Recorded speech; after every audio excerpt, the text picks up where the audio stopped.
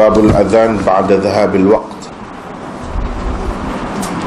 Babul Adhan ba'da dhahabil waqt.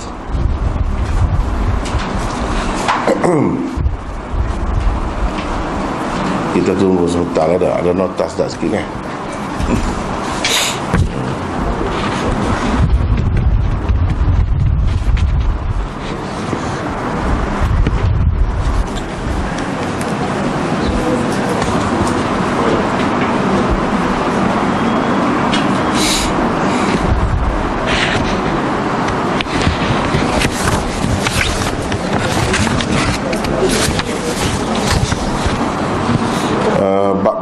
Bab 117 ni ada hanya satu hadis sahaja, dan kita akan bincangkannya hari ini insya-Allah.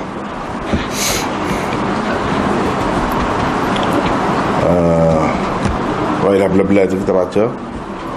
Wa bihi qala hadatsana Imran bin Maysarah qala hadatsana Muhammad bin Fudail qala hadatsana Husain an Abdullah bin Abi Qatadah an Abi qala sirna ma'an Nabiy sallallahu alaihi wasallam laylatan فقال بعض القوم لو عرست بنا يا رسول الله قال أخاف أن تناموا عن الصلاة قال بلال أنا أوقظكم فاضطجعوا وأسند بلال ظهره إلى راحلته فغلبته عيناه فنام فاستيقظ النبي صلى الله عليه وسلم وقد طلع حاجب الشمس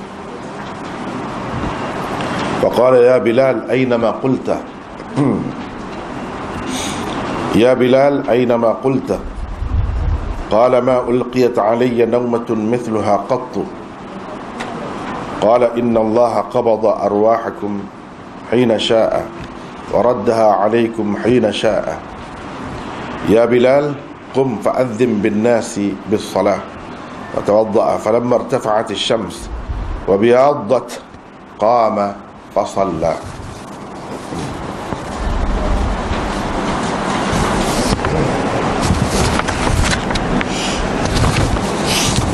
Bab yang ke-117, bab azan selepas berlalu waktu, yakni selepas habis waktu salat.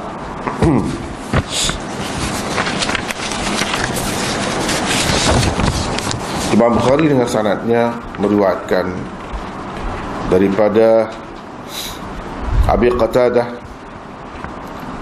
nama sebenarnya Al-Harith bin Rib'i, kata dia, pernah pada suatu malam kami berjalan bersama Nabi sallallahu alaihi wasallam.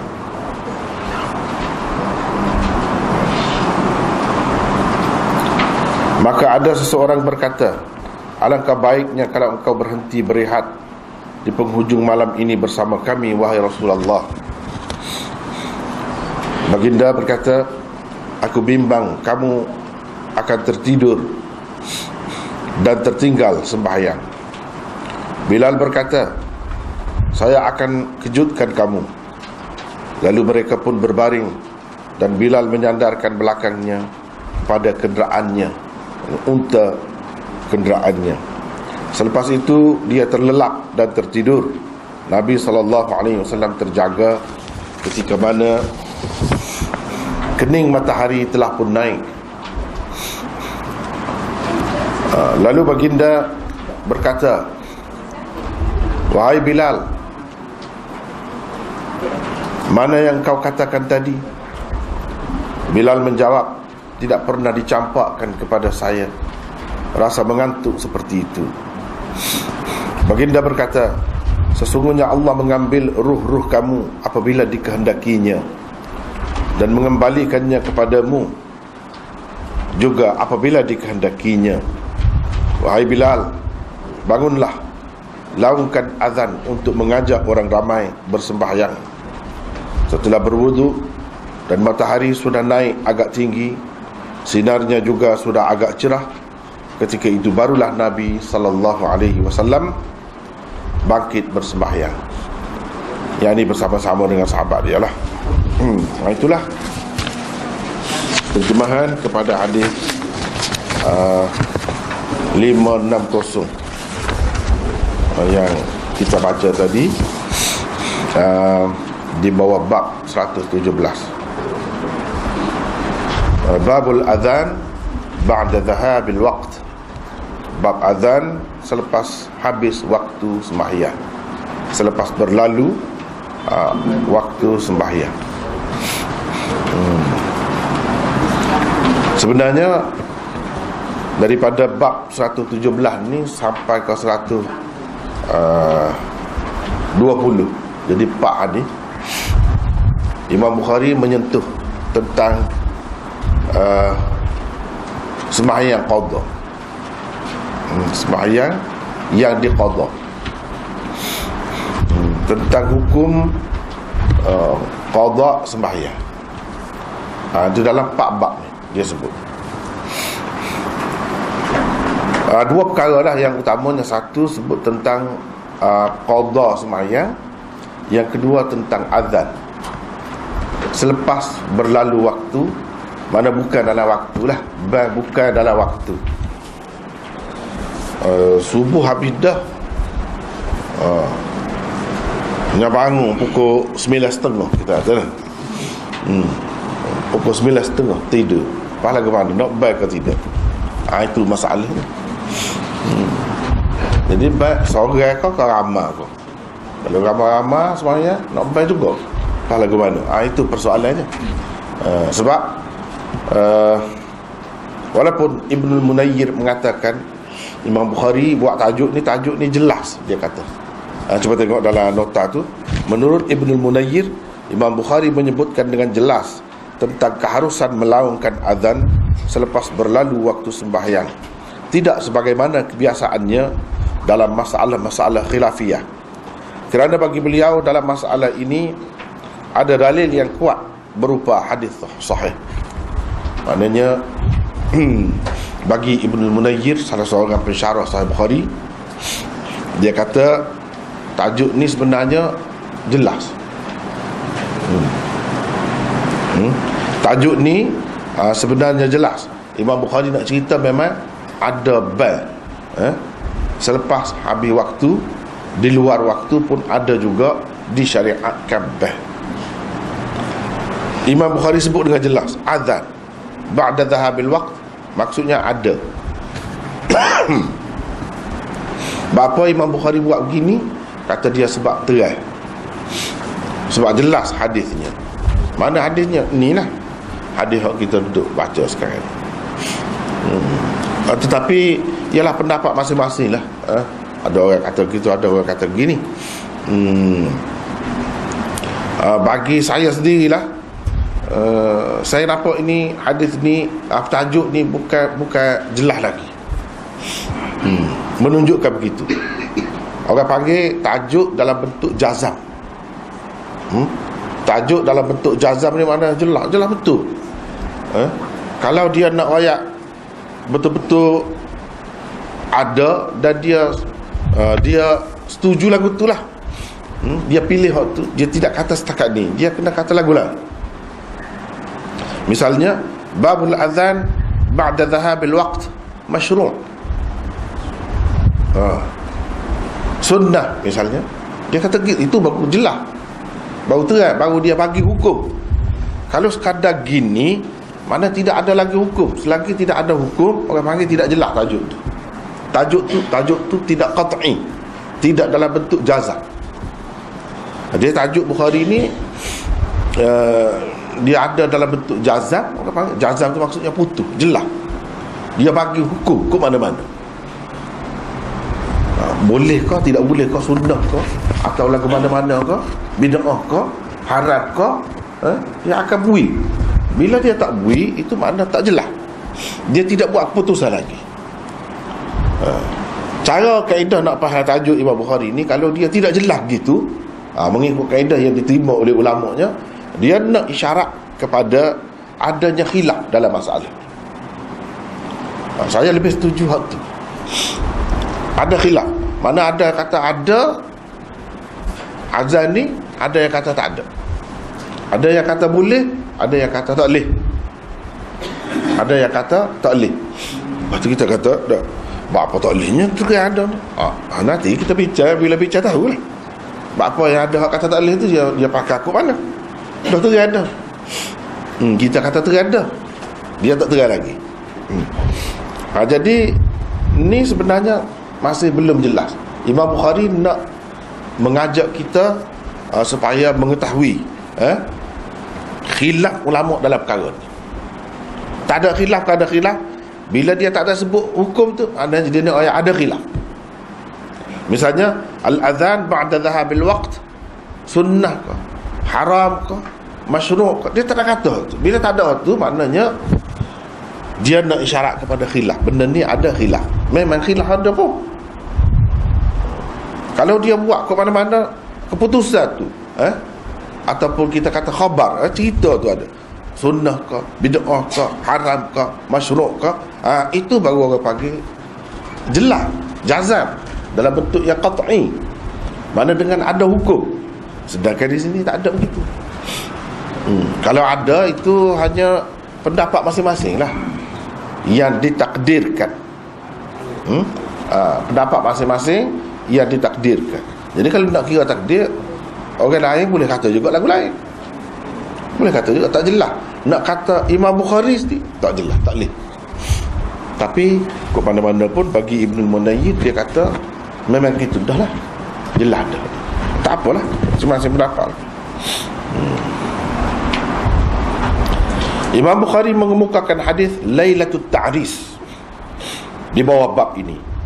Tujuannya ialah untuk menyatakan azan dan iqamat disyariatkan kepada kumpulan orang yang kesemua mereka terlepas sembahyang dalam waktunya dan hendak mengqadaknya dengan berjemaah. Jadi walaupun Imam Bukhari dalam tajuk dia tidak buat keputusan, dia tidak kata masyru'. Masyru' ni makna disyariatkan. Adalah dalam syariat Nabi kita ni ada, boleh buat lagu tu kena betul mengikut ajaran Nabi. Walaupun dia tak ada kata gitu dalam tajuk, tapi daripada hadis yang dia kemuka di bawah tajuk tu, kita boleh tahu pendapat dia. Jadi pendapat dia nak ayat khilaf daripada tajuk tu, khilaf. Tuan sendirinya tu lagu mana. Tengok hadis, sesoalan dia tengok hadis bawah tu, ada kan ada? Ada. Iyalah. Mana bagi saya ia masyru', ia adalah sunnah. Sesoalan dia kata gitu. Itu cara dia. Jadi kita nak baca Bukhari, kena tahu cara dia dulu, kaedah dia. Walaupun dalam tajuk dia tak jelas, dia nak isyarat kepada khilaf. Tapi khilaf tu dia sendirinya pilih hak mana. Bagi dia lebih kuat hak mana. Dia kata lebih kuat hak ada. Bukti ni hadis. Itu cara dia.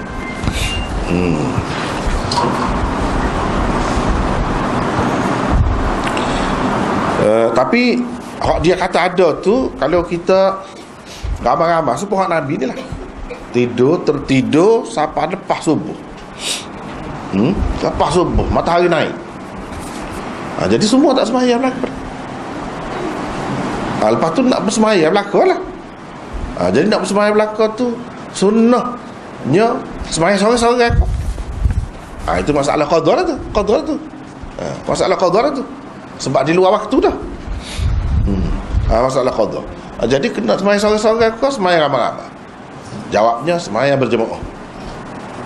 Lepas tu sembahyang jemaah ni ada azan ke atau lagu mana? Kata ada azan, pakai gitu. Kalau ada, apa maksud azan? Untuk nak panggil orang ke? Kalau kata nak panggil orang, ada belakang dah situ. Siapa dia? Bukan di Madinah. Dalam perjalanan ni nak panggil siapa dia? Kau lagu mana? Apa tujuan azan tu? Banyak perkara lah dia timbul. Banyak perkara. Lepas tu kalau azan, qamat ada ke juga? Qamat. Di sini tak ada sebut qamat. Qamat ada ke tidak? Lepas tu biasanya kalau sembahyang subuh, Nabi SAW jaga sangat sunat subuh. Dah qadha ni nak sembahyang sunat dulu ke tidak? Banyak perkara lah timbul banyak perkara. Ada ke tidak sunat dulu? Sunat sebelum tu lah, sebelum subuh tu. Itu beberapa perkara yang dengan sendirinya akan timbul bila kita bincang hadis ni. Dan ulama-ulama bincang dengan terperinci lah, kod ni dari semua sudut. Tak apalah. Hadis itulah menjadi pegangan Imam Bukhari, Abu Hanifah, Ahmad Abu Thawr dan Ibn al-Munzir. Imam Asy-Syafi'i dalam qaul qadimnya juga berpendapat begitu. Imam Malik, Al-Auza'i dan Syafi'i dalam qaul jadidnya pula berpendapat tiada azan untuk sembahyang yang hendak diqada. Tak ada khilaf. Itulah khilafnya. Kena kira hak dia sebut ni orang-orang besar saja. Imam Bukhari, Abu Hanifah, Ahmad, Imam Ahmad lah, Abu Thawr, ni pun imam mujtahid juga. Kalau kita belajar sejarah tasyri' Islam, sejarah syariah Islam ni, undang-undang Islam ni, akan jumpa nama-nama ni. Orang-orang besar belaka. Ibn al-Munzir ni antara orang yang berpendapat ada disyariatkan azan walaupun selepas waktu, habis waktu, dalam waktu lain. Tapi dalam kes tadi lah, dalam kes tadi Imam Malik, Al-Auza'i, Imam Syafi'i dalam qaul qadim dia pun gitu juga. Ada juga. Ada juga. Jadi beberapa perkara kita faham qada dengan berjemaah. Itu ada, dibuat oleh Nabi sallallahu alaihi wasallam dan itu sunnah. Sebelum qada tu azan, ada beberapa pendapat mengatakan memang ada. Lepas tu khilaf tu. Ada yang kata tak ada. Lepas tu Nabi buat ni, ini macam-macam lah. Dia takwil lah. Orang tak setimur tu, dia takwil lah. Seperti akan datang kita akan tengok. Tapi Imam Malik, Imam Al-Auza'i dan Syafi'i dalam qaul jadidnya, Imam Syafi'i ada dua pendapat dalam masalah ni. Dalam banyak masalah lah dia ada dua pendapat. Hak lama orang panggil qaul qadim, hak baru orang panggil qaul jadid. Qaul qadim tu fatwa dia, pendapat dia semasa dia di Baghdad. Hak jadid tu selepas dia pergi ke Mesir. Dia duduk di Mesir. Itu qaul jadid. Dalam masalah ni ramai ulama-ulama dalam mazhab Syafi'i dia lebih setuju dengan qaul qadim. Dia kata lebih kuat qaul qadim dalam masalah ni. Itu nanti kita akan lihat, antaranya Hafiz Ibn Hajar, Imam Nawawi dan lain-lain lagi. Dia kata tu lebih kuat dalam masalah ni walaupun qaul qadim. Sebab umumnya, secara umumnya qaul jadid lebih kuat. Tapi setengah-setengah masalah tu tidak gitu. Berpendapat tiada azan untuk sembahyang yang hendak diqada. Yang ada hanyalah iqamah. Itu antara takwilah dia. Jadi hak kata azan dalam hadis ni iqamah. Bukan azan sungguh. Itu je ada. Lepas tu kita kata lagu mana, orang kata azan, kita kata iqamah. Sebab tu kata main dengan orang-orang pandai ni susah kita nampak gitu dah tu kan. Dia kata dia gitu. Sebab Nabi SAW ada bersabda kan, baina kulli adhanain salatun liman sya'a. Umpamanya dalam hadis tu, dalam Bukhari pun ada, cuma tidak secara musnad lah, secara taklid. Lepas tu dalam kitab-kitab hadis lain tu memang secara musnad lah, secara mausul. Baina kulli adhanain salatun liman sya'a. Di antara dua azan ada sembahyang kepada sesiapa yang nak. Antara dua azan, mana dua azan? Kita kata dua azan ni dah bukan waktu tak ada, so ya dulu. Antara dua azan tu, azan dan qamat. Tengok Nabi sebut dua azan. Ini menunjukkan kadang-kadang qamat tu dikatakan azan. Jangan kita kata bila sebut dalam hadis ni azan lalu. Ada kalanya qamat. Buktinya sana. Dia kata di antara dua azan. Walaupun ada setengah-setengah pihak tadi kata itu bab taglib. Itu bab taglib. Orang yang belajar bahasa Arab dia tahulah. Itu termasuk dalam kaedah taglib. Sebenarnya waktu azan sejak mula-mula tu lagi qamat. Tapi orang panggil taglib. Penggunaan dalam bahasa Arab kadang-kadang dia memenangkan salah satu daripada dua perkataan itu daripada yang satu lagi. Misalnya azan dengan iqamah, dimenangkan azan, makna dipakai azan, perkataan azan itu untuk dijadikan isim tasniyahnya. Orang tak kata iqamatain, tapi adzanain. Hakikatnya azan qamat tak ada azan kedua. Itu orang panggil bab taklib. Serupa orang kata Abu Bakar dan Umarain. Dua Umar. Mana dua Umar? Itu Abu Bakar. Itu bab taklib. Jadi setengah-setengah itu bab taklid, dia pun tak boleh pakai tu. Tapi kok mana-mana padalah. Itu dia pun kata taklid. Kita kata tidak. Ada kalanya azan itu digunakan juga untuk iqamah. Itulah bendanya. Bagi Bukhari dan orang-orang yang sependapat dengannya, azan dan iqamat untuk sembahyang yang hendak diqada itu bagaimanapun tidak harus disempurnakan di dalam masjid di mana terdapat ramai penduduk di sekitarnya. Kita kena faham dulu. Kata ada syariat sunnah pun mana nak buat je dalam masjid. Lepas tu baik matahari itu dalam 20 minit empat pula kejut apa bang ke dia pun ada. Tak boleh. Kata tak boleh gitu. Boleh ni sebab dalam kes tabligh ni lah. Tengah padat ataupun mana-mana tengah jalan, tak ada orang lain, tak ada orang tak keliru. Kalau lagu tu tak boleh. Kalau dalam masjid hak ramai ni, sebab kita di bandar ni tak boleh buat lagu tu. Orang hak kata boleh kata tak boleh juga. Dia ada cara juga. Dia tak kata boleh tu boleh, sebebas-bebasnya ikut. Tak boleh. Dia kena di tempat yang jauh daripada orang, dan semua mereka terlibat. Bukan setengah-setengah. Atau kalau setengah-setengah pun sama-sama tahu, sama-sama tahu sebab dia tu. Dan kalau kita kata hak tu sedap, apa dia tak geraknya? Dia kena gerak lah. Salah tak gerak tu. Muka nak sembahyang belaka, apa jadi tak gerak ni, jadi qada ni. Itu benda tak pernah sabar lah kita kata. Dengan sebab itulah kalau semua terlibat dan semua nak sembahyang, itu baru ada. Dalam keadaan itu supaya kita kata gini lah, dalam masjid dia ada waktu yang khusus untuk sembahyang waktu tu kan. Maklumlah tempat ni berapa minit selepas pada tu, dan dia dikepalai oleh orang panggil imam ratib. Kita panggil ratib dah. Ratib tu imam yang khusus lah, yang ada gaji, ada jawatan dia.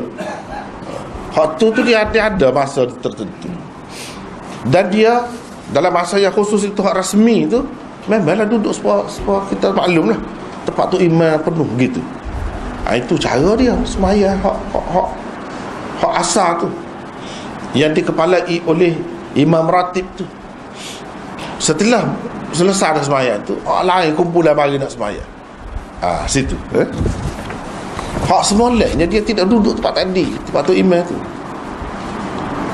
Jadi bang qamat tu untuk hak rasmi. Lepas pada tu tak ada. Bahkan kalau nak beriman tempat lain, jangan nampak banyak kali gitu. Jadi nampak perpecahan, tidak ada perpaduan. Dia kena syukur di serambi ke atau di belakang ke, muka tak ramah kan. Namakan jadi kau ramah, hak tu lebih ramah daripada hak asal. Tak sel lah tu. Dia kena tahu hak sebenar, hak tu lah sepatutnya lebih ramah daripada hak sampingan ni. Jadi hak sampingan ni begitulah keadaan. Sebab tu kita tengok di mana-mana orang belajar kan, kalau dia pergi sembahyang belakang, atau di luar kalau masjid macam Masjid Muhammad di misalnya, dia ada serambi dia tu, situ lah dia buat. Dia tidak pergi ambil tempat tu imam tu pula. Lepas tu dengan ban dengan qamat, tu bukan dia, tu tak kena lah tu. Cara buat tak kena. Orang yang terima ada tu pun dia tak buat lagu tu.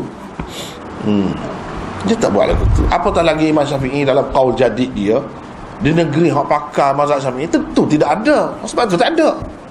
Memang tak ada pun orang buat lagu tu.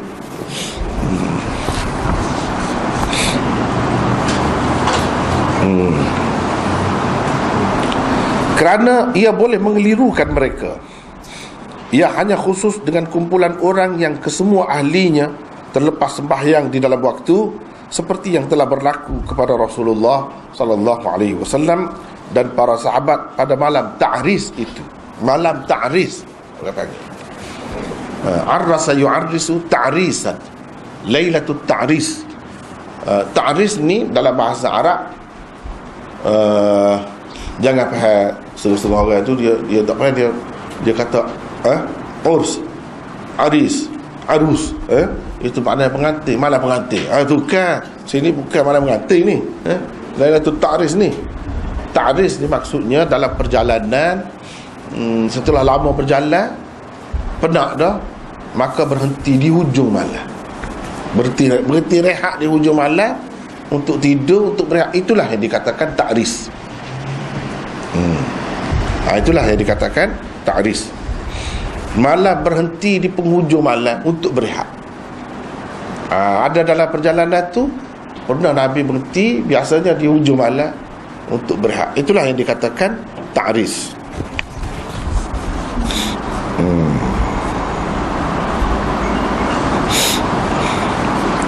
Menurut para ulama, azan tidak wajar dilakukan oleh individu yang hendak mengqadha sembahyangnya, kerana itu berarti mengisytiharkan dan mengheboh-hebohkan dosa dan kecuaian yang telah dilakukannya.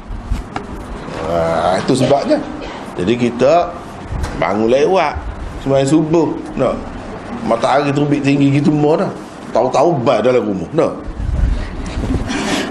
bai dalam rumah kau. Kalau pelajar-pelajar tu di asrama tu, bai di asrama tu loh. Dengan komaknya pakat kelih belakang dah apa. Jadi kelih kita duduk sembahyang. Sembahyang qada. Bukan dia cara lagu tu. Sebab itu bermakna mengheboh-hebohkan, mengisytiharkan dosa kita. Dosa tu kecuaian kita. Jadi orang tidak buat lagu tu cara. Kalau orang kata ada azan di luar waktu pun bukan lagu tu cara dia buatnya. Dia tengok keadaan juga. Kalau seorang-seorang saat ni duduk di tempat ramai boleh mengelirukan orang, dan boleh orang kata nak hari dah kau. Pada cara nak hari lah sembahyang luar waktunya. Dia akan jadi gitu. Jadi pandangan orang jadi tak molek lah. Kita kalau kita buat salah kena susu, jangan heboh-hebohkan. La yuhibbullahu al-jahra bis-su' minal qaul. Tuhan tidak suka kita ni pederah kejahatan kita, royak kau. Tuhan tak suka. Dosa duk menunjukkan hebat kita lah, nelai kita lah. Berapa orang dah kena kapok kita misalnya. Kalau di Kelantan tak payah orang tak kecek lagu tu, sepatutnya berasa malu, berasa teruk kita tu. Bukan kita nak royak pula kat orang. Berapa royak tu nak suruh orang takut ke? Nak suruh apa tua dah. Jadi tak padan. Begitu juga kat lain-lain, kesalahan-kesalahan lain, dosa lain pun kalau buat, sembunyikan. Cuba-cuba buat secara tertutup. Kalau buat pun jangan buat secara terbuka, sebab itu bukan cara orang Islam. Apatah lagi kalau pemerintah buat secara terbuka, itu mana menyentuh sensitiviti kata masyarakat kan. Sensitif, itulah baru sensitiviti sungguh. Kalau nak mengajar agama tak ada sensitiviti ni kadang-kadang. Jadi kalau mengajar agama hak luah sikit, buka mazhab sikit, sensitiviti pula mazhab Syafi'i. Tu tak kena tu lagu tu kau jadi mundur, menutup fikiran, biar orang jadi terus bodoh dalam kebodohan. Kalau hak maksiat tu barulah betul kita tak boleh heboh-hebohkan. Tapi hak tu sebaliknya jadi heboh-heboh teruk benar dah pula dah, keping ke apa dah. Hak tu pula hak tu kecuaian lah, kelemahan umat lah. Hak tu berlaku gini, kelemahan umat, kelemahan pemerintah. Lebih mementingkan misalnya duit, lebih mementingkan duit, begitu.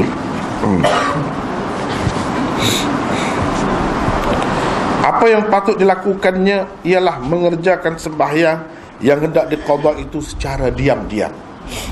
Kalau boleh kunci pintu. Kunci pintu. Takut-takut apa dia? Cucu mari tengok, anak mari tengok, kejut. Kejut. Apa semayang kamu ni? Tetap dah dia kata semayang subuh ni akak tangan ni dah. Semayang subuh ni semayang kerja apa akak tangan gitu dah. Lepas tu muka lepas subuh pula tu. Gitulah. Tapi kalau orang tak akak gitu tu tak tahu juga dah. Dia kata main sunat kau dia tak ada. Jadi hak moleknya buat senyap-senyap, tak usah duduk heboh. Kecuali di tempat yang langsung tidak ada orang. Di situ boleh. Boleh lah. Nak ban, nak qamat pun boleh. Memang disyariatkan. Azan dan iqamat juga tidak disyariatkan kepada orang yang hendak mengqadha sembahyang yang telah lama terlepas daripadanya. 10 tahun yang lalu misalnya. Tu tak ada. Ini dia hak baru terlepas. Tak ada. Misalnya kita kata subuh tadi, tak ada. Di luar waktu. Hak tu hak ada. Itu pun dalam keadaan-keadaan tertentu. Kalau hak 10 tahun dah tinggal sembahyang tu tak ada. Tidak disyariatkan azan. Apa tak ada. Buat.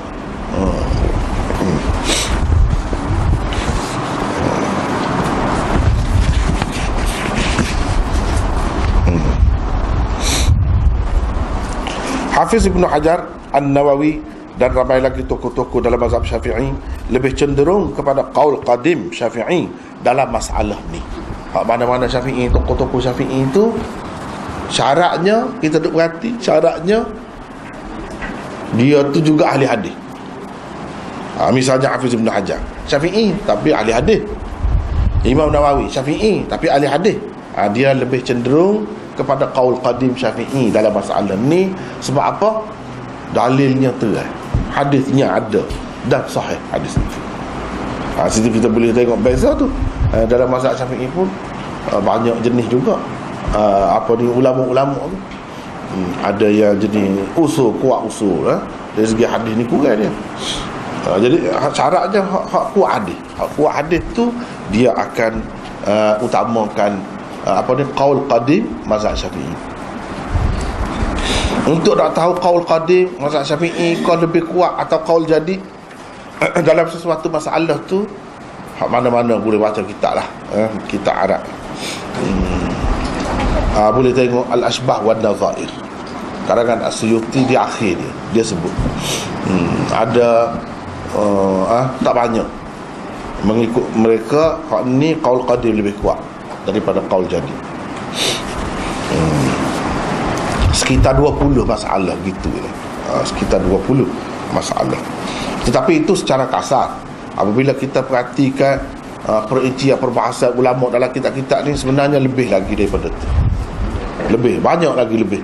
Bukan sekadar 20 saja yang tersebut di dalam kitab tu, tapi lebih banyak lagi sebenarnya. Termasuklah salah satunya ni.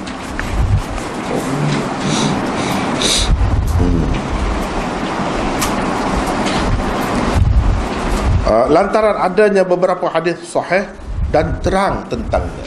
Sebab apa? Sebab ada hadis. Bila ada hadis ni, ulama mana, mazhab mana pun semua angkat tangan. Dia akan terima hadis. Dia akan terima. Menerusi 4 bab, itu seperti yang kita sebut tadi lah. Daripada bab 117 sampai 120 ni, Imam Bukhari juga menyentuh tentang beberapa masalah qadha sembahyang. Sembahyang yang diqadha tu macam mana caranya? Misalnya di sini dalam bab 117 ni, sembahyang yang diqadha itu diqadha dengan berjemaah. Itu pun satu masalah juga.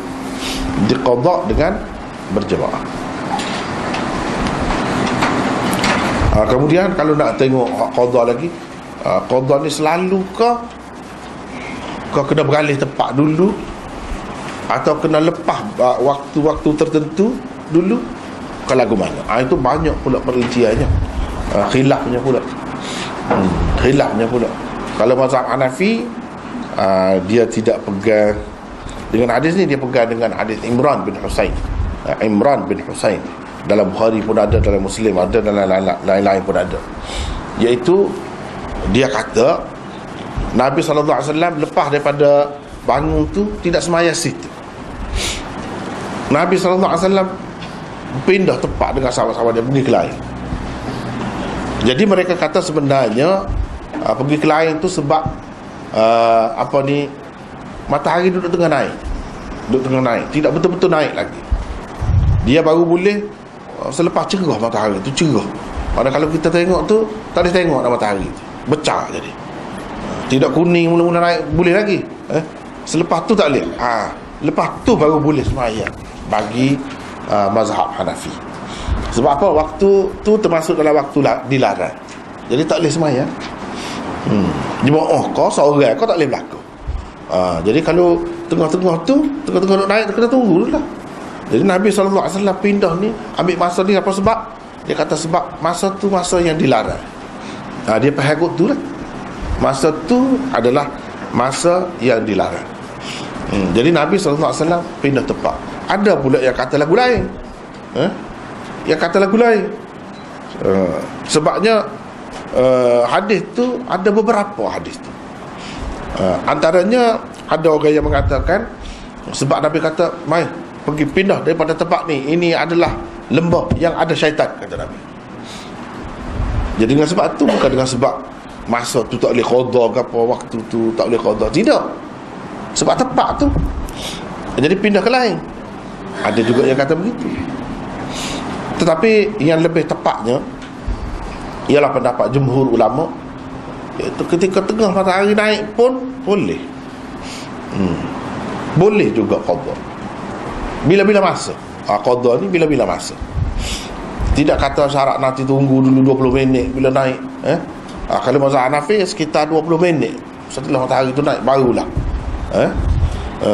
dia boleh sembahyang. Barulah boleh sembahyang. Soal sembahyang dengan berjemaah tu memang ada lah, dia pun terima. Cuma tak ada. Itu semua termasuk dalam masalah qada sembahyang. Masalah qada sembahyang. Baiklah. Kita pergi ke sebelah tu.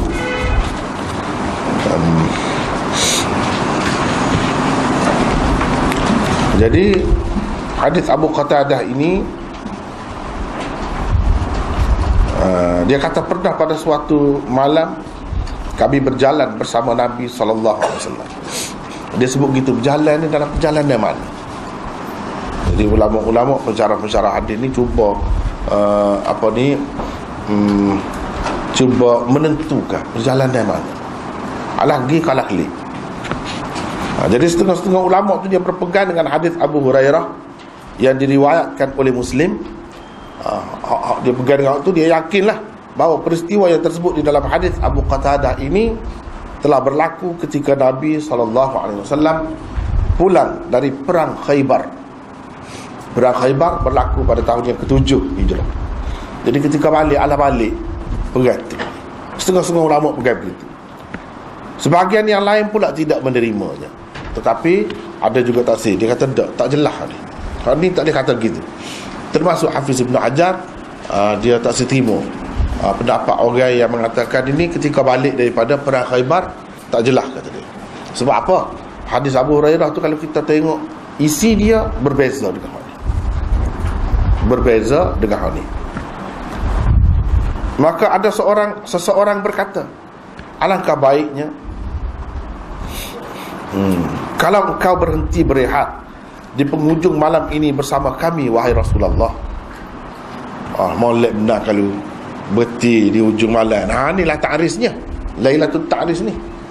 Molek benar kalau Rasulullah berhenti, ramai-ramai kita berehat di hujung malam ni. Ada hak kata begitu. Itu kita pakai. Saya tidak hurah lah itu tu. Kalau nak hurah boleh juga. Cumanya itu dia lebih berkait dengan orang yang belajar bahasa Arab. Lau tu ada dua. Ni kita terjemah ni, kita pakai lau dengan arti tamanni. Ni terjemahan ni berdasarkan lau tamanni. Ada juga mungkin kita akan bertemu dengan terjemahan orang lain, dia terjemah lagu lain. Jangan gaduh menyalahkan. Jangan gaduh cepat-cepat kita menyalahkan sebab tengok saya tulis lagu ni misalnya. Jangan. Nanti dulu tengok mula. Jadi ada juga yang mengatakan lau ni lau syarat, lau syartiyah. Jadi kalau cumanya apa saya tidak pakai hak tu, adalah sebabnya bagi saya kalau pakai hak tu kita kena takdir. Dalam kaedah Arabnya, kalau hak tak perlu takdir itu lebih baik daripada hak kena takdir. Hak kena takdir ni kita kena andaikan gapo dia hak yang dia buat yang tak ada tu. Lepas tu kita nak andal-andal betul ke tidaknya. Takut kurang tepat, kau tak tepat kau pun boleh jadi juga. Maknanya terjemahannya, kalau engkau berhenti bersama kami di hujung malam ini, gitu. Kalau dia kena adalah jawab kalau tu. Tentu atau nescaya atau maka, itu dia. Jawab tu gapo.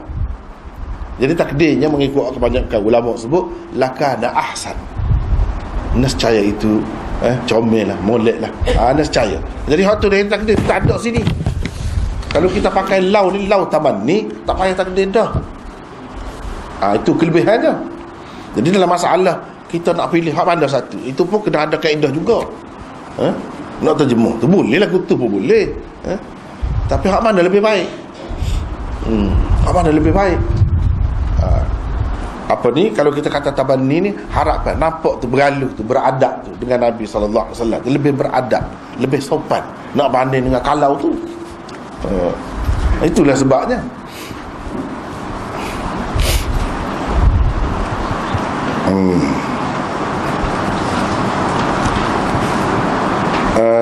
Itu ada 1094 ya.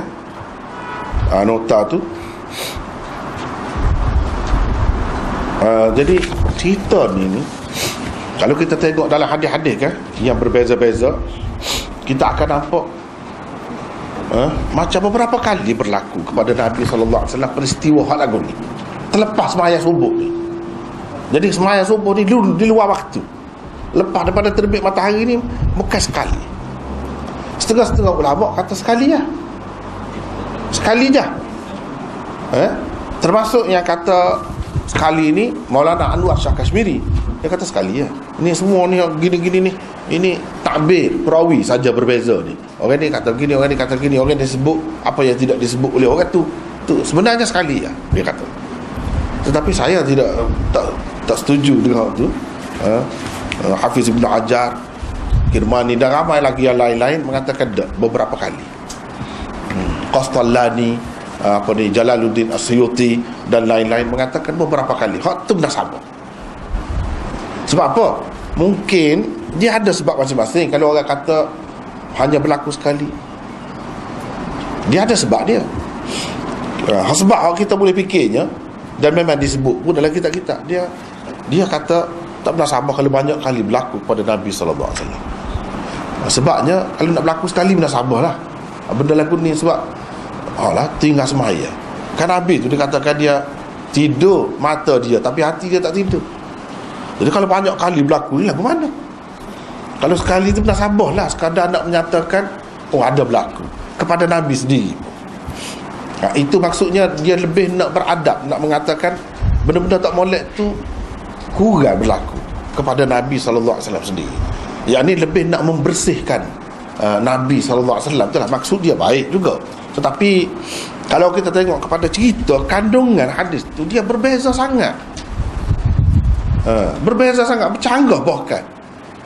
Jadi kalau kita tidak nak kata mustahil sekali, nak kata sekali juga, payah benar kena takwil tu, kena payah benar. Sebab apa? Ada banyak riwayat. Jadi dengan sebab tu lebih molek kita kata beberapa kali. Jadi kalau terima beberapa kali, berapa salahnya? Tidaklah jadi cacat, jadi kurang Nabi. Di sebalik ada hikmah dia yang lebih besar tu. Supaya Nabi SAW kencing sambil berdiri. Setengah-setengah orang dia kata ini tak sesuai, sebab dia anggap setengah-setengah tu haram lah, setengah-setengah tu makruh lah. Makruh pula, makruh tahrimi lah, yang berat-berat. Jadi nak berlaku banyak kali tu susah dia nak terima, sebab ini tak sesuai dengan Nabi SAW nak melakukan benda-benda yang kurang sopan pun. Jadi dia anggap dia kait dengan kesopanan ni. Tapi setengah-setengah ulama kata banyak kali, dia bukan sekali, banyak kali berlaku. Jadi banyak kali berlaku, apa salahnya? Apa salahnya? Bahkan dalam peristiwa ni sebab ni, dalam peristiwa ni sebab lain, kita boleh kaitkan dengan sebab-sebab yang berbeza. Jadi lebih luas panduan itu untuk umatnya. Dan benda macam ni bukan termasuk dalam bab haram pun dah. Nak kata berkait dengan kesopanan, sopan kita tengok dulu keadaan kita tu dah main sakit lutut misalnya, nak duduk pada setengah-setengah orang duduk secara lama tu buang air sakit, diri dia lebih selesa. Dengan sebab itu ada pula ulama yang lain pula mari dia kata dak, kencing sambil berdiri itu juga sunnah Nabi. Sunnah dia kata, bukan sekadar harus gitu ya, sunnah Nabi. Itu terpulang kepada kita ni, kepada lelaki, bukan kepada perempuan ni. Kena banyak takut galik dia, perempuan pula dak, lelaki saja, kepada lelaki saja. Jadi setengah-setengah tu kata molek pula dalam keadaan-keadaan tertentu. Dalam keadaan-keadaan tertentu itu terpulang kepada masing-masing. Misalnya kita sekarang ni bangunan yang hebat-hebat kan, macam mana tandas dia kalau masuk bilik air lelaki lah? Tak ada duduk sambil duduk ni, duduk cokoh lah kita kata, tak ada, kena berdiri. Makuk dia tu sedang molek berdiri, sedang molek. Kalau kita nak tunggu ada pintu tu dah nak masuk dalam tu sebab kita nak buang air besar, padahal nak buang air kecil je, boleh jadi orang ramai sakit perut kita, susah lah. Lepas tu kita ni nak sopan sangat, beradak sangat. Tengokkan Nabi tu, dia panggil dekat lagi sahabat dia, suruh mari dekat, tak ada gapo pun. Sama lelaki, bukan nampak pun kemaluan tu. Jadi dia ajak dekat, sahabat-sahabat semua tengok dia duduk sekecil sambil berdiri. Ada kalanya lebih sesuai berdiri. Jadi terpulang pada keadaan kita, lebih tahulah keadaan tu sesuai mana. Jangan kita kata kalau buat gini tidak tu lebah, kita kata tidak dapat warak. Siapa lebih warak daripada Nabi? Lebih takut kepada Allah daripada Nabi. Sebab itu penting kita dengan Nabi tu lagu mana, barulah kita tidak duduk warak tak duduk pasar. Biar kena tepat tu. Jadi hal ni pun begitu juga. Jadi penting kita tahu sesuatu peristiwa itu sekali ke beberapa kali. Beberapa kali dia ada kelebihan dia. Jangan kita kata beberapa kali jadi tak molek lah Nabi. Apa pergi ke situ lalunya? Tak ada benda tak molek. Banyak besar hikmah tu kalau berlaku beberapa kali pun. Nak ayatnya, terutama sembahyang subuh ni kan, benda yang mudah sekali berlaku kepada kita manusia ni, tak sedar tu. Nak banding dengan sembahyang-sembahyang lain.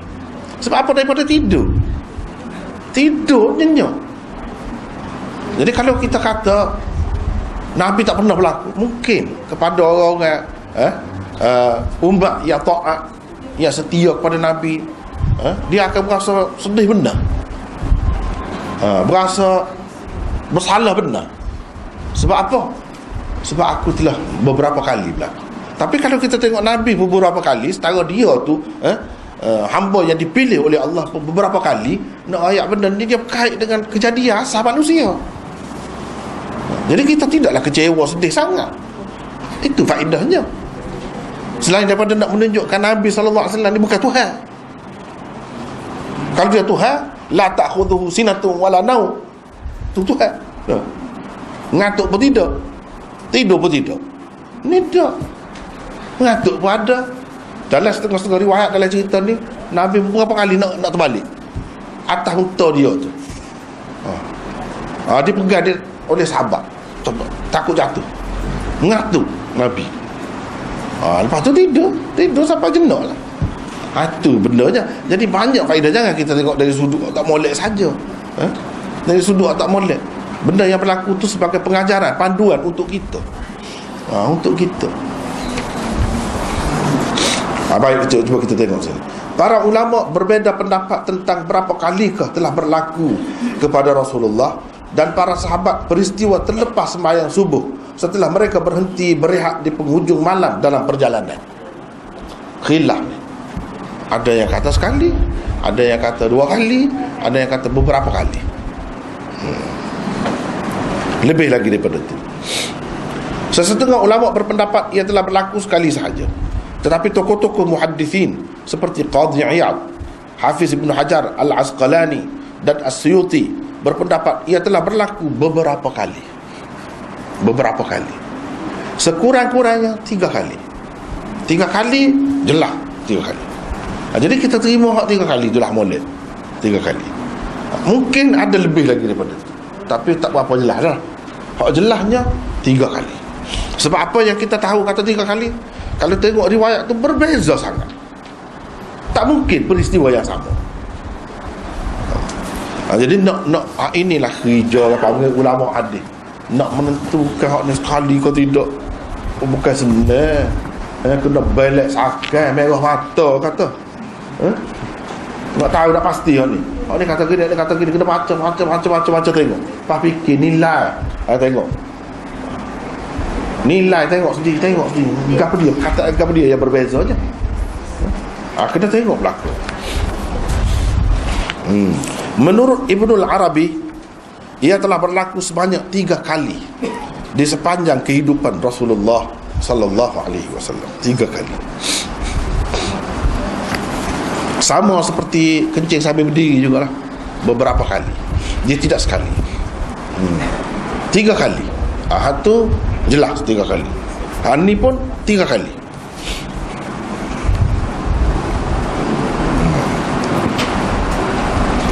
Jika diperhatikan hadis-hadis, pendapat mereka nampaknya lebih tepat. Pendapat orang yang kata beberapa kali. Kerana perincian yang terdapat di dalam masing-masing riwayat itu berlainan sama sekali. Riwayat 560 ini misalnya menyebutkan Rasulullah sallallahu alaihi wasallam sebagai orang yang mula-mula sekali terjaga dari tidur. Ni riwayat kita baca ni sebut Rasulullah mula-mula sekali, tapi sini tak ada sebut Rasulullah sedar gitu ya. Tapi cuba tengok sini. Kemudian beberapa orang tertidur. Sedangkan riwayat Imran bin Husain yang mula-mula terjaga ialah Abu Bakar. Kemudian beberapa orang lain.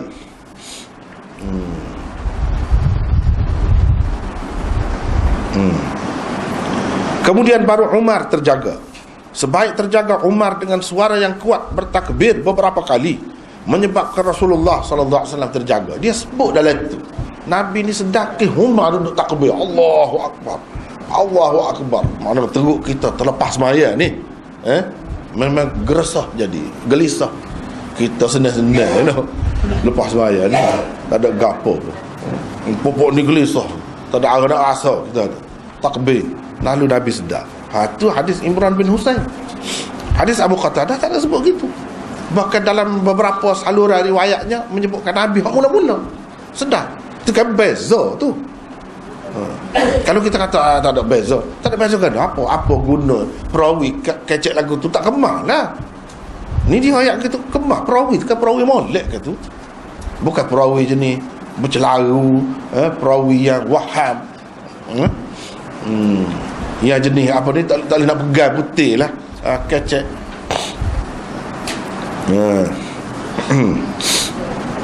Perawi tak boleh pegang putih ni susah juga. Orang royak 10 ekor ayam dia kata 50. Orang jenuh benar nak beli 50 kan. Misalnya dia celaru lah tu. Ni perawi molek-molek belakang. Jadi bila dia royak orang ni dulu bangun, orang ni dulu bangun, kalau tak ada mana, apa faedahnya? Itu kena ambil kira, benda-benda tu kena ambil kira tu. Riwayat Zaid bin Aslam yang dikemukakan oleh Malik di dalam Muwatta'nya mengisahkan peristiwa ta'ris dalam perjalanan ke Mekah. Ni Mekah, ni perjalanan lain. Khaybar lain. Jadi tak ke jalan yang sama, peristiwa sama. Kalau jalan yang sama, benda sama kita kata keliru ni, boleh jadi hak tulah. Dia tak jalan lain. Peristiwa ta'ris di dalam hadis Imran bin Husain pula berlaku dalam perjalanan pulang dari Khaybar. Lain tu. Di dalam riwayat Zaid bin Aslam tersebut Nabi SAW menyuruh para sahabat keluar dari lembah tempat mereka tertidur. Mereka disuruh bersembahyang di kawasan lain. Nabi SAW pula ada berkata, di dalam riwayat itu, di lembah ini ada syaitan, kata dia. Sedangkan di dalam riwayat Abi Qatadah dan Imran tidak tersebut kata-kata baginda itu. Tak ada sini. Kalau kita kata perawi tak sebut, jadi perawi cuan. Lagu ni kau perawi yang thiqah, perawi yang amanah, perawi yang kuat ingatan dia. Perawi yang amanah dia sebut, habislah, jangan tinggal. Dia akan jadi tercedera pula perawi itu kalau kita kata sama. Kalau kita kata peristiwa ni sama, ya lain-lain, mana boleh lagu tu. Kecuali kalau kita terima beberapa kali, selesai selalu masalah. Selesai selalu. Hafiz Ibn Hajar Al-Qastalani, Hafiz Ibn Hajar Al-Qastalani, ada pensyarah Bukhari juga, dan lain-lain mempertikaikan pendapat beberapa orang pensyarah Sahih Bukhari yang mengatakan peristiwa yang tersebut di dalam hadis Abu Qatadah ini berlaku dalam perjalanan pulang dari Khaybar. Dia kata tidak. Jadi kalau lagu tu, dah kalau tidak, Khaybar sah, Mekah sah, ni hak lain. Tidak tiga ni. Itu tiga dah lah. Sebab tu kena perhati. Macam Hafiz Ibn Hajar dia tengok, ini beberapa kali. Setengah orang tu dia tak say beberapa kali sebab nampak kuranglah Nabi sampai beberapa kali terlepas subuh ni. Dia tengok kot tu saja. Sedangkan kita tak boleh tengok kot tu saja. Banyak perkara lain lagi. Takkanlah kadang nak jaga tu sampai kita nafikan semua ni. Kita abaikan semua ni. Kenyataan yang memang ada di dalam hadis-hadis. Takkanlah begitu.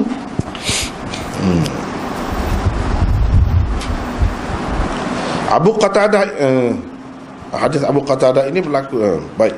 Pendek kata, hadis-hadis itu kalau tidak mustahil pun tentu amat sukar untuk dikatakan ia menggambarkan peristiwa yang sama.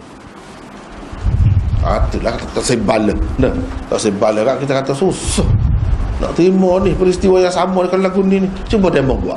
Lagu mana? Susahlah, susah. Bahkan sebenarnya mustahil, tak boleh. Kita terima beberapa kali, selesai selalu. Banyak perkara hak Nabi berlaku kepada dia beberapa kali ni.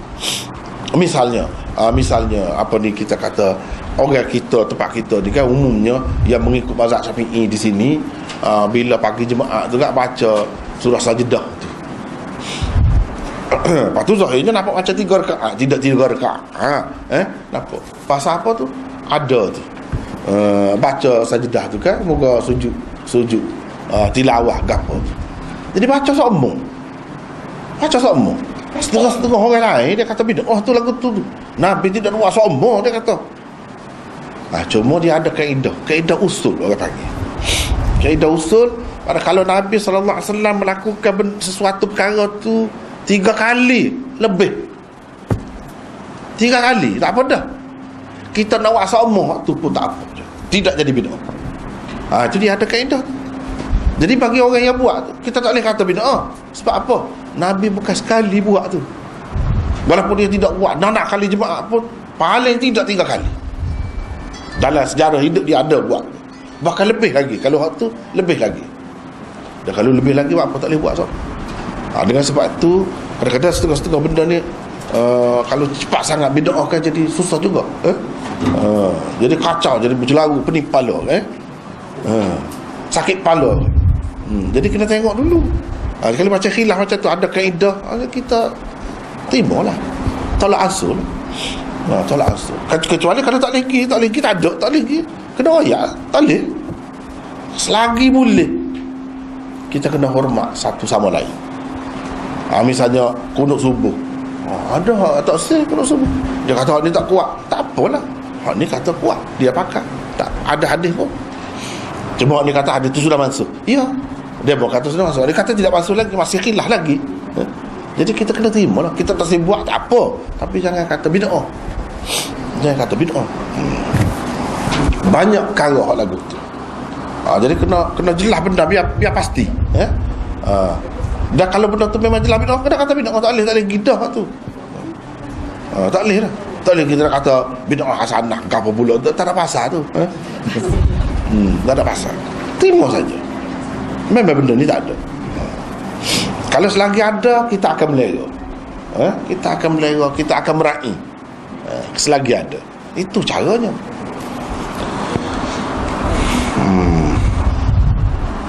Baik. Baginda sallallahu alaihi wasallam berkata, aku bimbang kamu akan tertidur dan tertinggal sembahyang. Aku takut kalau berhenti kak, kamu kan tidur kak, tak bangun, terlepas sembahyang, sudah lah. Nabi ni mana memikir. Itulah sifat orang yang beriman, orang yang takut kepada Allah, orang yang jaga agama. Dia takut terlepas kewajipan agama, sehingga dia pusing. Jadi dia ambil berat. Setara ambil berat muka manusia kan. Kita daripada balik, daripada bukanlah sampai mati kena sembahyang. Tak ada. Tak ada. Itu sebab hikmah Allah beri berlaku pada Nabi. Beri berlaku benda lagu. Muka hak nak hari. Tak ada. Jadi sekurang-kurangnya umat ni rasa lega sikit. Nabi pun ada. Nak rayaknya payah nak jaga tu. Bila-bila nak jaga, bila-bila takut tu pun berlaku juga. Sebab manusia.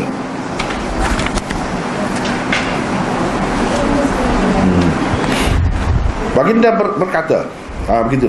Bilal berkata, saya akan kejutkan kamu. Jadi Bilal ni berani dia, sungguh. Apa dia sanggup, dia sanggup. Tak apalah, saya tolong kejutkan. Saya tolong gerak lah. Dia kata begitu. Jadi muka skala pun dia. Inilah kehebatan dia ni, Bilal. Sebab itulah dia ada keistimewaan dia sendiri. Jadi dia lah pergi gerak Nabi, dia pergi royak ke Nabi, ramai ada orang ni, ada main semaya. Begitulah sama-sama.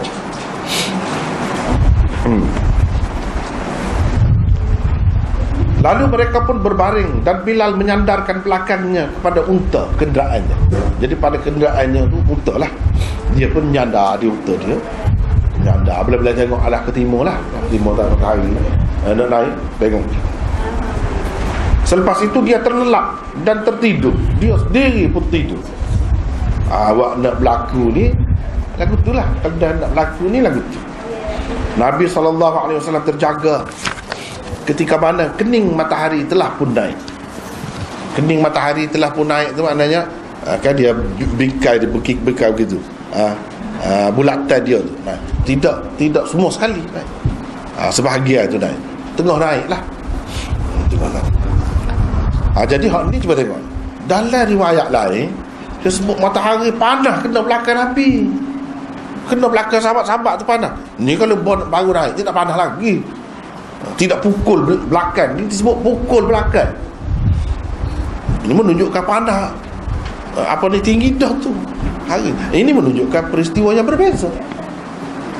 Kalau kita nak cari sudut-sudut perbezaan, ini antaranya. Sebab sini matahari baru kening matahari naik, tidak habis lagi. Tapi nak boleh kebangun tu bangun. Lepas tu nak ambil air sembahyang, nak begitu gini tu, lepas dah lah. Lalu baginda berkata, wahai Bilal, mana yang kau katakan tadi? Tadi sedap kata nak tolong gerak dah. Ni kau ada ni? Bilal menjawab, tidak pernah dicampakkan kepada saya rasa mengantuk seperti itu. Tak gaji kata dia. Lagu ni mengantuk terlajak. Sebab perjalanan jauh, permari perang, penat, letih.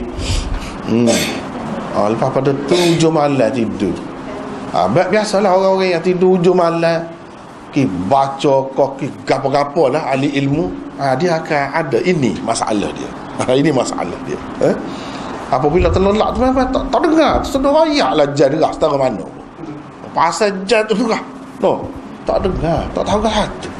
Manusia ni kalau dah lelap sungguh memang gitu. Baginda berkata, sesungguhnya Allah mengambil ruh-ruh kamu.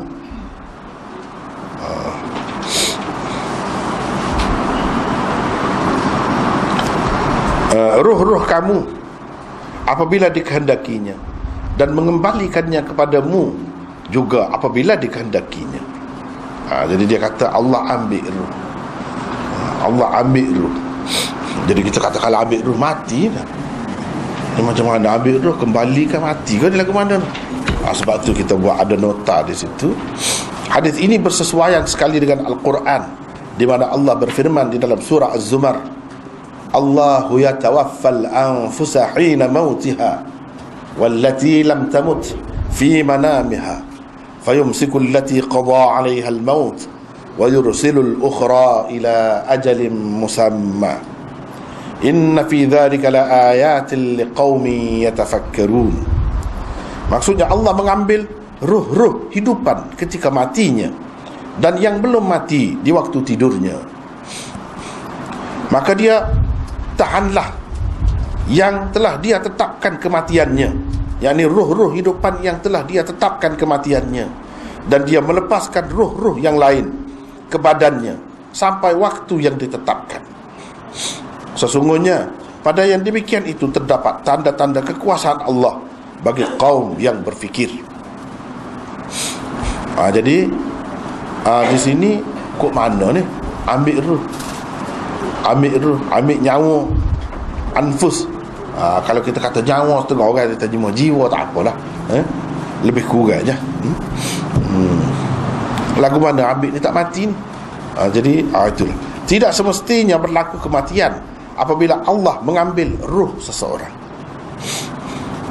kerana kematian itu berarti terputusnya hubungan ruh dengan badan secara zahir dan batin. Maksudnya secara total putus hubungan terus, itu matinya. Sedangkan ketika tidur, hubungan ruh dengan badan hanya terputus secara zahir sahaja, tidak sepenuhnya. Sebab tu dia boleh balik mari, boleh lepas mari pula. Sesetengah ulama berpendapat ruh di dalam badan manusia itu ada dua macam. Satu, ruh hayat, ruhul hayat, iaitu ruh yang adanya di dalam badan manusia menyebabkan ia hidup, dan tiadanya pula menyebabkannya mati. Itu orang panggil ruhul hayat. Dua, ruh kesedaran, ruhul yaqazah, iaitu ruh yang adanya di dalam badan manusia menyebabkan ia sedar dan jaga. Tiadanya pula tidak menyebabkan ia mati, tetapi hanya menyebabkan ia tidak sedar diri, sama ada dalam bentuk pengsan, tidur dan sebagainya. Tak sedar. Tak sedar tu tak ada ruh yaqazah. Ruh hayat ada lagi, sebab tu tak mati. Kalau ruh hayat tu tak ada juga, mati. Jadi ada dua jenis ruh. Jadi dalam ayat dia sebut Allah mengambil nyawa bila mati tu, ambil ruh hayat. Dan hak tidak mati, yang ketika tidur. Ketika tidur tu dia ambil ruh yaqazah, bukan ambil ruh hayat. Ya Nabi SAW gitulah. Ruh yang diambil Allah ketika manusia tidur ialah ruh kesedaran, bukan ruh hayat. Bukan ruh hayat.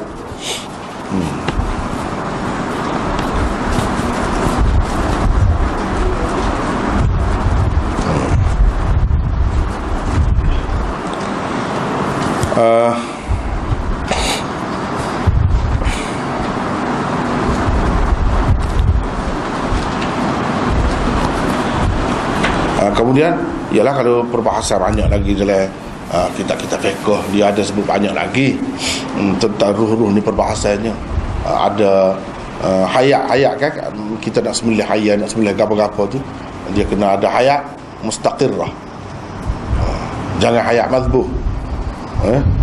Ada hayat mazbuh, hayat mazbuh. Mana hayat tu, itu hayat tu ada sikit-sikit lah. Buktinya, tandanya hayat mazbuh ni lagu mana? Iaitu kalau disembelih pada masa tu tak macut darah, tak macut darah, dan tak lepas senyap gitu. Tak boleh. Pada masa tu kalau sembelih tak jadi. Dia kena ada hayat yang kuat. Mana bila kita sembelih tu macut, walaupun dia kena tepuh ke lori ke apa, ikutlah, kita dah sembelih. Bila sembelih tu dia macut kuat dan dia gelepar lagi, menggelupur lagi, itu ada hayat mustaqirah, itu boleh makan. Itu ada perincian pula tentang hayat, tentang gapo ni banyak bahagi pula. Tapi di sini nak ceritanya ruh tu, nak apa yang Nabi SAW kata, sesungguhnya Allah mengambil ruh-ruh kamu apabila dikehendakinya, dan mengembalikannya kepadamu juga apabila dikehendakinya, Ini boleh jadi maksud dia kepada orang yang hidup tu, kepada orang yang tidur tu. Kan berapa ramai orang yang tidur ni, dia tidur lepas tu sedar pula. Ada juga orang tidur terus. Tu hantar lepas balik lah tu, tak hantar balik. Wa yursilul ukhra ila ajalin musamma, tu tak ada. Dia tak lepas balik hingga ke suatu masa yang ditentukan. Jadi kalau dia tu ada hayat lagi, baliklah. Selagi tak siapa ajar dia, begitulah. Tidur bangun begitulah. Tadi berapa ramai orang yang tidur tu. Itu satu, nak cerita tentang tidur tu. Ada orang yang Allah SWT lepas balik, ada orang yang tidak, pegang tu, mati. Satu. Boleh jadi juga maksud Nabi SAW sini, dia nak menarik perhatian umat dia kepada kehidupan dan kematian. Hak tu sebenarnya nak mengingatkan kita kepada mati, bahawa mati kita ni bukan mati saja, dia ada hidup pula. Itu berlaku dengan kehendak Allah, berlaku dengan kehendak Allah. Jangan kita ingat mati selesai gitu. Tidak. Bila mati dia ada pula bangkit. Bangkit tu hidup semula lah tu. Boleh jadi itu yang dimaksudkan oleh Nabi SAW. Tetapi dia sebut di sini dalam peristiwa tidur ni oleh kerana ada kesamaannya. Mudah nak fikir tu, kepada manusia nak fikir, apa yang peliknya kalau hidup selepas mati? Kuasa Tuhan. Sebagaimana tidur, kita tak ada kuasa. Kalau dah tidur tu nak buat mari sendiri nyawa kita nak sedar. Tak ada kuasa. Bila Allah SWT bagi, barulah kita dapat. Begitu juga hak mati sebenar tu. Jadi hidup tidur ni dia panggil saudara mati. Mana dekat-dekat serupa, banyak perkara lah hak serupanya. Kalau kita kata mati, orang mati tanah dalam kubur tu situ. Lepas tu hak kata dalam hadis kena saya song kita gini ular lah, macam-macam lah ada. Kalau kita pergi korek tak ada pun. Hak tu lagu mana? Jadi sebab tu dia banyak kait dengan tidur-tidur ni untuk nak faham mati dan hidup selepas mati. Banyak benda Nabi kaitkan dengan tu. Sebab apa? Cuba tengok orang yang tidur kan duduk senyap atas katil dia, senyap atas katil dia, tak ke mana-mana dia pergi.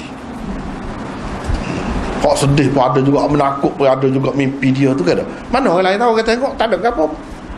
Begitulah juga mati. Kalau buka kubur tu tak ada apa. Tapi hakikatnya dia yang mengalami. Siapa yang seksa? Dia lah. Kita duduk sebelah dia tak ada apa, tak tahu pun. Kan banyak tu persamaan tu nak suruh kita mudah faham. Tengok tidur tu, kadang tidur tu lagu mana? Mati lagu tu lah. Sebagaimana tidur tu dia bangkit, mati tu ada bangkit juga. Ini semua berlaku dengan kuasa Allah. Sebab itulah dia kata tanda kekuasaan Allah kepada orang yang berfikir.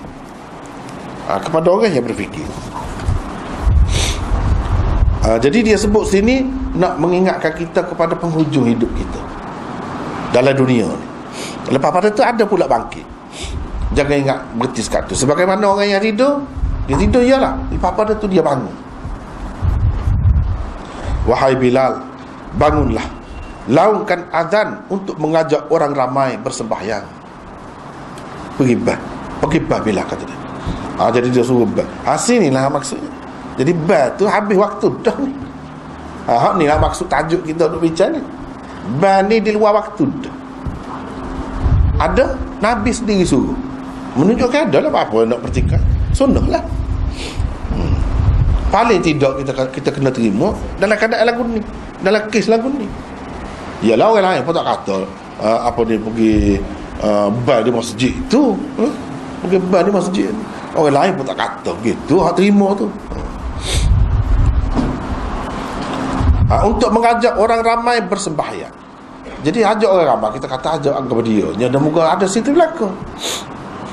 Jadi ini dia nak menarik perhatian kepada maksud asal ban tu.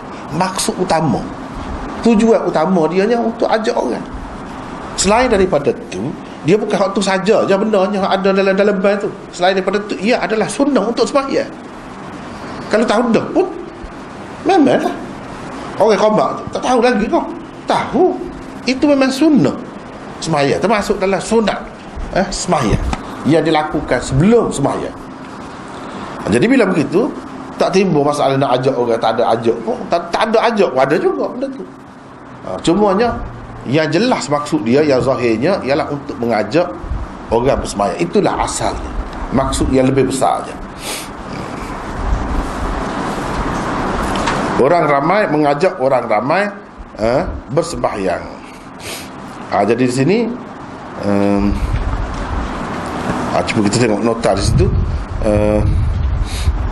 Terjemahan yang diberikan ini adalah berdasarkan riwayat seperti tersebut di atas. Jadi riwayat yang tersebut di atas ni, kalau kita tengok teks dia yang asal tu, ya Bilal, bukan, ya Bilal, qum fa'adzim bin nasi bis salah. Itu terjemahan tadi lah. Fa'adzim bin nasi bis salah. Fa'adzim, gitu lafaz dia.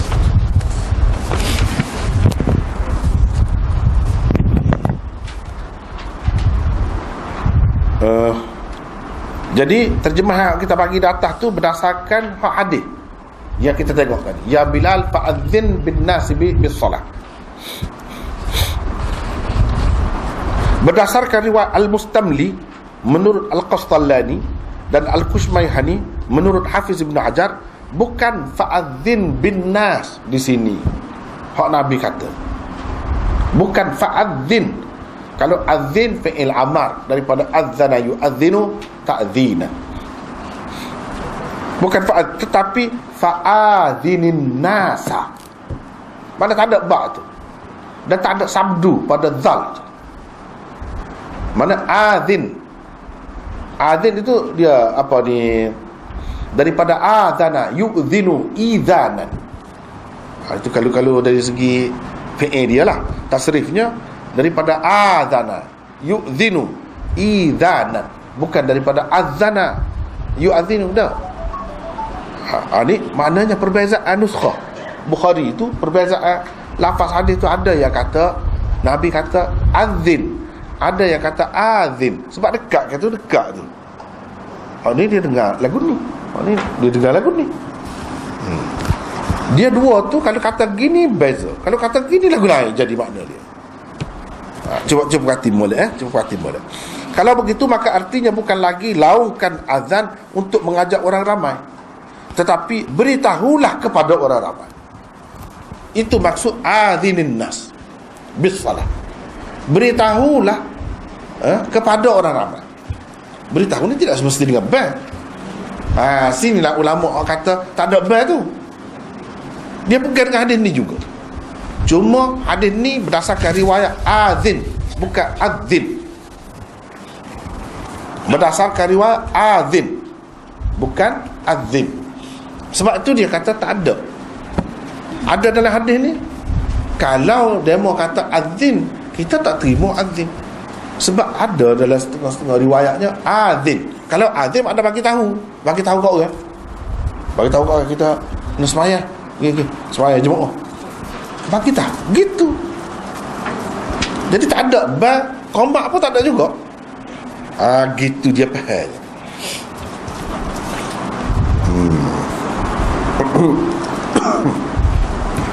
Memberitahu tidak semestinya dengan melaungkan azan. Riwayat inilah yang dijadikan sandaran oleh orang-orang yang berpendapat tiada azan sebelum mengqada sembahyang. Walaupun secara berjamaah, yang ada hanyalah iqamah. Ada juga yang kata qamat pun tak ada.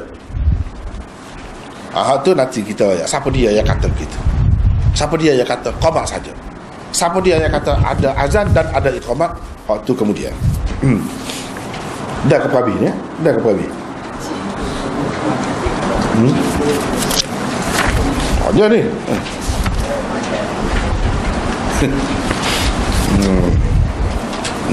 Kau nak berhenti sekali. Situ dalam, tak apalah kita tunjuk juga ada nota tu. Nombor nombor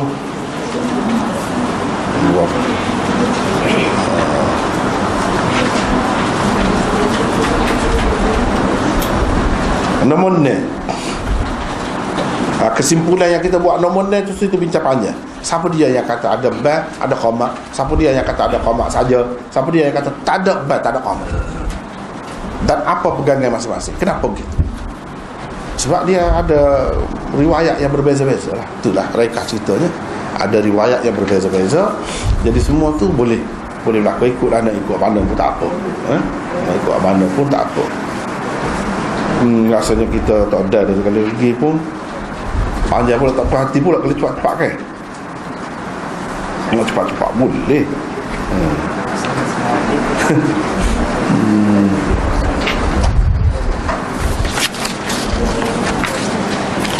Sekat itulah dulu rasanya hari ni.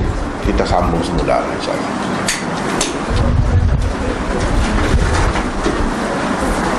Ada soalan?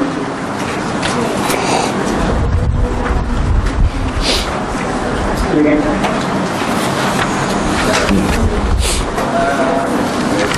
Ada yang kes kami beranak. Apa? Ada kes kami beranak yang bagian organ kan. Jadi dikatakan tahu secara manusia dan ibu dia nombor ada tak? Tak ada. Tak ada. Yang kedua, riwayat kata solat jenazah ni 9 kali kaki semasa Hamzah Nabi Sulaiman. Mana yang dibuat? Ya. Soalan yang pertama tadi, kenapa ulama ada berpendapat begitu, nak mengelakkan daripada fitnah. Itu je. Nak mengelakkan daripada fitnah. Takut orang duduk jadi bahan sumutan, bahan ejekan, ataupun macam-macam timbul lagi lah benda-benda yang tak boleh tuduhan terhadap mana-mana pihak. Itu sebabnya gitu ya. Tapi kalau nak kira dari segi hadis tak ada. Yang kedua dari segi apa tadi? Takbir. Memang ada takbir tu daripada 4 sampai 9. Dan Nabi SAW berbeza-beza dari segi amalannya. Ada dia buat gini, ada dia buat gini. Ni dalam mana ni? Dalam nota yang saya tulis untuk Kitabul Maghazi ada sebut situ. Kitabul Maghazi Sahih Bukhari juga, tapi Kitabul Maghazi nota yang keberapa tu, dalam tu ada sebut. Saya sebut mana kata 4, kata 5, kata 7, siapa dia yang dibuat begitu. Nabi SAW buat begitu. Lepas tu sahabat pula buat. Sayyidina Ali misalnya, Sahal bin Hunayf, dia takbir setengah kata 6 kali, setengah kata 5 kali. Jadi memang ada riwayat-riwayat yang sahih tu, memang ada. Tetapi dia, kenapa jumhur ulama terima 4 dia gini? Salah satu kaedahnya yang dipakai oleh ulama, mereka tengok benda yang berbeza-beza lagu tu, kita tengok hak mana lebih banyak Nabi SAW guna. Satu. Yang kedua, hak terakhir, di akhir hayat dia, hak mana Nabi guna lebih banyak, atau terakhir peristiwa tu. Misalnya kita kata sembahyang jenazah hak terakhir. Jadi jawabnya, kesimpulannya 4 kali, 4 takbir. Atas dasar itulah jumhur ulama mengatakan 4 kali. Dan benda ni sampai di zaman sahabat, di zaman Sayyidina Umar, dia jadi ijma'. Sahabat-sahabat sepakat. Boleh dikatakan selepas pada tu tak ada mana kalau sebut macam-macam lain. Tapi semua kata, kalau seseorang tu bersembahyang ikut tu imam yang buat lebih, dia tak usah ikut, dia tunggu pergi salat. Dan sembahyang tu sah, tak perlu sembahyang lain, sah. Tidak kata batal dengan sebab takbir tadi tu, walaupun banyak. Sebab apa? Sebab ada asasnya, ada hadis ke mana-mana pun. Jadi kita tak boleh kata tak usah geger dah, buat sembahyang tak perlu. Kalau tu imam, katakanlah tu imam buat 5 kali, boleh jadi dia terlupa. Boleh jadi dia tidak terlupa, dia sengaja macam tadi, di atas dasar dia ada hadis. Boleh jadi dia buat gitu. Jadi benda yang ada asas itu kita tak boleh kata siapa tak sah. Cumanya hak molek tak usah buat lah, tak usah turut dia, duduk senyap gitu, duduk senyap. Siapa dia boleh salat. Itulah yang sebaik-baiknya. Sebab kita pakai yang lebih banyak, lebih banyak, dan yang terakhir. Lepas tu apa pula sikap sahabat dalam perkara itu? Ya. Ustaz, ni dari kumpulan WhatsApp pula. Ada orang beritahu seorang profesor itu meninggal, profesor lelaki lah. Jadi ada orang hantar doa tu, doa takbir 3, doa Allah maghfirlahu warhamhu. Ada seorang dia celah masuk, dia kata kalau untuk orang perempuan mungkin dia nak uji je lah. Dia ada seorang jawab, perempuan tu suka kalau jamak kalau ramai tu pun. Lepas tu ada dua orang ni sokong lah. Kemudian tu orang yang mula tanya ni, dia kata nonsense. Dia kata nonsense, dia kata macam pelawak lah. Dia kata sebenarnya dia kata dalam bahasa Arab, roh tu tak ada maskulin, feminin, tak ada lelaki perempuan. Jadi dia kata maknanya kalau untuk perempuan pun Allah membelah mula. Jadi saya start sebab saya cari hadis yang ada tak yang Rasulullah semayang untuk jenazah wanita. Jadi tengok dia macam mana. Memang ada. Memang dia guna gitulah. Dia guna kalau perempuan kalau lelaki memang jelas itu bukan satu dua hadis, banyak tu. Jadi kita tak boleh kata nonsense lah, tak boleh. Saya rumah saya tulis kata jangan kata nonsense, jangan rujuk hadis dulu. Saya pun sempat ambil satu hadis saja, tapi yang untuk aktif asli riwayat kan, untuk lelaki doa diwajib kata. Memang ada. Jadi ada lagu tu kita tak usah takwil lah. Setengah-setengah orang kan, ialah macam dia takwil kalau masa Nabi ada assalamualaikum ayuhan nabi dalam sembahyang tu. Lepas Nabi mati apa alaika, dan Nabi tak ada depan kita tu, tak ada sama kita, alam Nabi sajalah kan. Sebenarnya kedua-dua tu boleh, kedua-dua tu ada. Semasa Nabi ada pun ada assalamualaikum ayuhan nabi pun ada dah, alaika pun ada juga. Dan yang dia ajar lagu tu, dia tidak kata semasa aku hidup gini-gini. Jadi bolehlah seterus kau mana-mana pun tak perlu kecoh lah. Tak perlu kecoh menjalankan satu sama lain kot lah. Nak guna mana-mana pun boleh. Boleh. Cuma kalau kita tengok banyak yang kata tasyahud yang ada ni assalamualaikum. Jadi kalau guna tu pun itulah molek. Dan kita kena faham, rasanya sebelum ni ada soalan tu kan, sebelum ni. Jadi dia kena faham gini, setengah-setengah orang dia ingat alaika tu makna kita percaya Nabi ni ada depan. Jadi macam faham Berlui pula dah. Nabi ni hidup, tak mati, ada sentiasa bersama kita. Tidak mesti gitu. Bila kita kata alaika ni atasmu ni dalam bahasa Arab, ayyuha wahai, tidak semestinya orang tu depan. Dia ada kalanya penggunaan perkataan itu untuk memberi makna ta'zim, untuk menghormati seseorang itu. Sama ada dia ada depan ke tak ada depan ke, ayyuha. Kita dulu ingat wahai ni mesti hak depan. Kalau hak tidak depan tak boleh kata wahai. Tidak, dalam bahasa kita pun kadang-kadang kita sebut wahai tu bukan dengan makna kita nak seru. Mungkin kita nak tajuk, rasa tajuk, hairan, lemah. Boleh jadi benda tu. Jadi kita kena merujuk dari segi penggunaan bahasa juga. Dari segi bahasa memang guna macam tu. Boleh. Satu lagi, baru ni saya ada tanya Ustaz Din lah, pasal siksa kubur. Sebab bila ada cerita pasal Syiah dan Khomeini semua, saya kadang-kadang tertanya-tanya orang yang macam Khomeini tu sekarang dalam kubur dia macam mana kalau dia ada dilakukan oleh Allah kan. Cuma sebab macam ni Ustaz dia kata memang dua yang sahih yang siksa kubur tu adalah satu derhaka kepada ibu bapa, dan satu lagi hak ambil tanah orang secara kilat lah. Tapi saya teringat hadis yang diriwayatkan oleh Asma Abu Bakar masa Nabi semayang gerhana macam sebab Ibrahim wafat kan Nabi nampak Allah tunjuk bila seorang mukmin tu meninggal macam mana jenazah dia masuk dalam kubur, dan kemudian macam mana orang yang fasik. Untuk orang fasik tu diseksa kan, diseksa macam mana? Jadi seksaan itu tak serupa, tak sama. Setengah-setengah tu memanglah ada dalam hadis yang sebut orang buat kesalahan lagu ni seksaan macam ni ada. Dan seksaan itu kalau kita perhatikan bukan di alam mahsyar. Ada kalanya seksaan itu alam mahsyar, ada kalanya seksaan itu dalam kubur lagi. Jadi hak ni perincian dia tu kalau hak tidak disebut, kita tak bolehlah menetapkan. Boleh jadi Allah SWT akan pilihlah mana-mana seksaan yang sesuai dengan dia tu. Gitulah secara umumnya. Secara umumnya kita kena terima gitu. Memang ada seksaan itu dalam kubur tu banyak sangat hadisnya. Bahkan ia sampai ke peringkat tawatur maknawi, ataupun orang panggil tawatur al-qadril mushtarak, mutawatir dari segi makna. Sebab itu benda-benda ni dibincangkan dalam kitab-kitab akidah. Makna benda ni ada asas yang kuat, ada asas yang kuat. Jadi itulah benda tu memang ada asas. Cuma secara terperinci ni apa itu kalau tak ada hadis jangan sebutlah. Kalau ada hadis boleh sebut. Tapi itu pun nak kata mesti kau begitu, tak ada bentuk lain kau. Itu tak tahu. Tak tahu.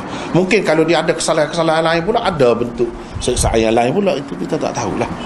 Mungkin Allah SWT ampunkan dia pun kita tak tahu.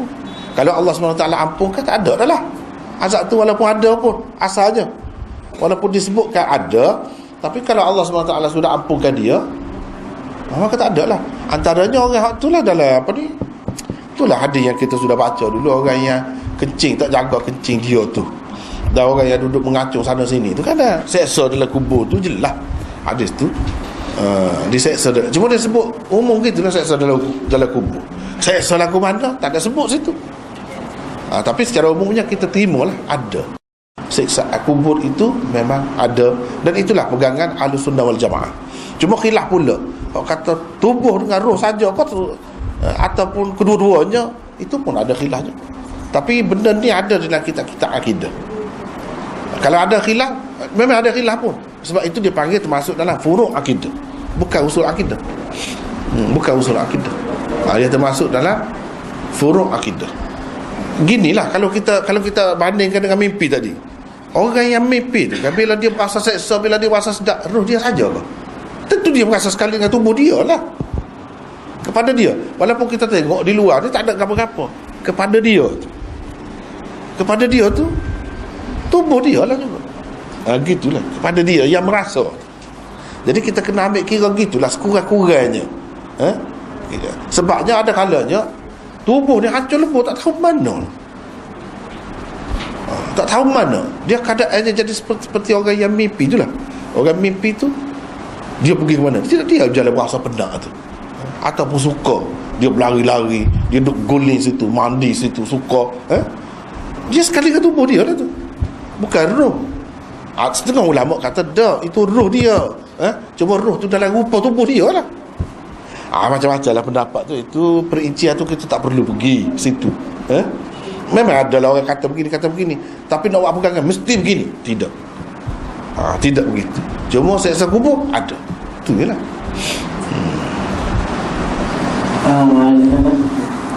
Ada maklumatnya besok dijemput dan bersilakan ke rumah Maulana. Ada majlis Quran dimulai jam 5 petang sampai pukul 10 malam. Majlis ini dibuat petang kerana suasana yang sangat panas hari ini. Jadi tidak mungkin mana-mana senang lah. Senang lah.